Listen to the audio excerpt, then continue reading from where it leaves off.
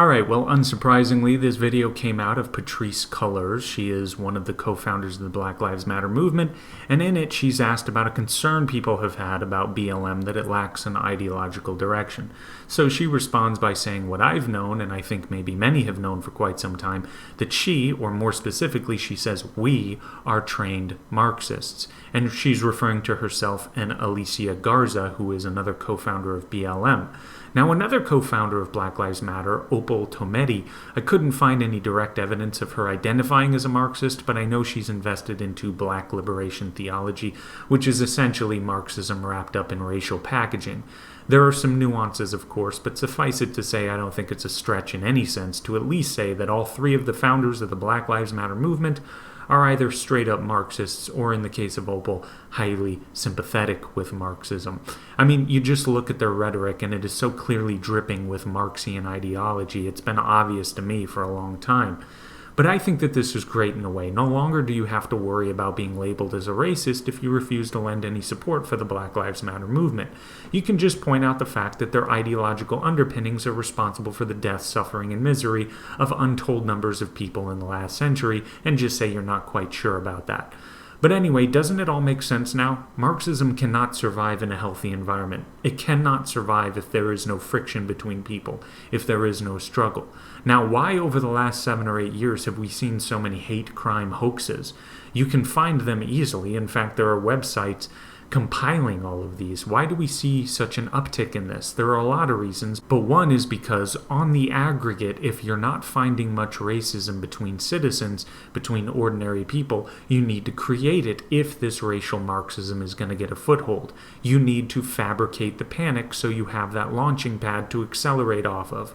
Biggest example of this, of course, is Jussie Smollett, in case we've forgotten about him, which many people have. He obviously couldn't find the vitriolic racism against him that he desperately wanted, so he made it all up, fabricated an incident out of the ether, and went to pretty great lengths to make sure a fake message was sent out to the US that you are all racist and look at the oppression I deal with. He fabricated the racist letter he sent to himself, and then he fabricated being attacked by some presumably racist Trump supporters. If we truly lived in a society where racism is universal and pervasive, there would be no need to fabricate any of it. It would speak for itself. But alas, that's what we find, complete fabrication. It even happened with one of the Antifa leaders where he was waving a gun around in a school, but we didn't know that. So before we knew that, we were told, oh, it was because of his race. He was a Hispanic person, if I remember correctly.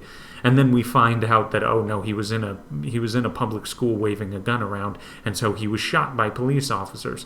Now, that, of course, is just another example where before we know the facts, we immediately jump to the racist explanation for it. And even with George Floyd, I'm open to having my mind changed on this, but are we sure that this police officer that murdered George Floyd wasn't just an arrogant, power-drunk psychopath? Or was he an arrogant, power-drunk, racist psychopath? I really don't know which one he is, and I mean that sincerely, but I could not have been the only one to wonder this after hearing how he had 17 reports of abuse filed for him.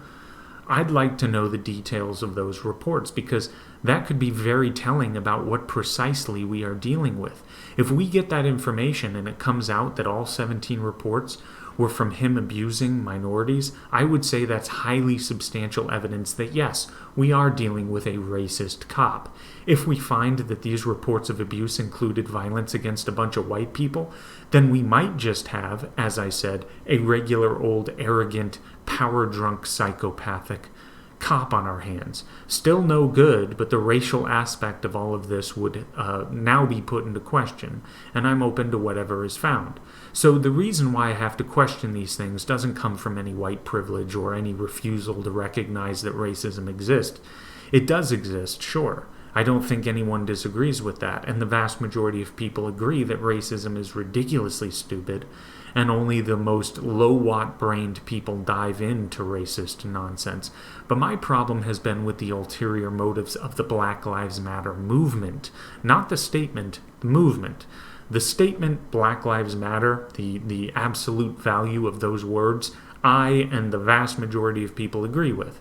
But the movement, which has now been confirmed from their actual founders that it's rooted in Marxism, now that's all being put into question. Because if there is one thing about Marxists that we know, it's that telling the truth is not one of their strong suits. Being upfront and not painting a disingenuous picture is not something they're really known for. And given, as I've said, all the fabricated stories, not to mention the massive distortions and torturing of basic definitions of words, I can see the Marxist gears at work. The words racism and violence come to mind. Everything is racist and everything is violent. You, if you're white, have the original sin of being white, and you can never be absolved of that sin.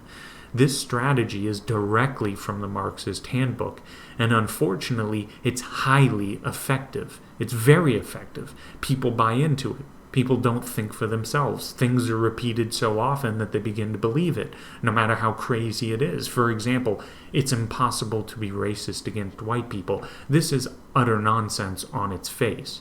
Tell that to the innocent white individual who doesn't get the scholarship or doesn't get the job because the quota has been filled for their kind. But this somehow isn't racist. Your ordinary people now believe it because they've been put into these echo chambers where it's repeated over and over again. So any opposition to the idea that it's impossible to be racist against white people is met with fervent backlash from regular people saying, no, that's nonsense, and it's racist to suggest that it's possible to be racist against white people. This is what you get with everything that Marxism infects. Complete incoherence, and it shows to any thinking person. But anyway, that's all for now. Like, subscribe, and share this video. Sorry if you're white, and take it easy.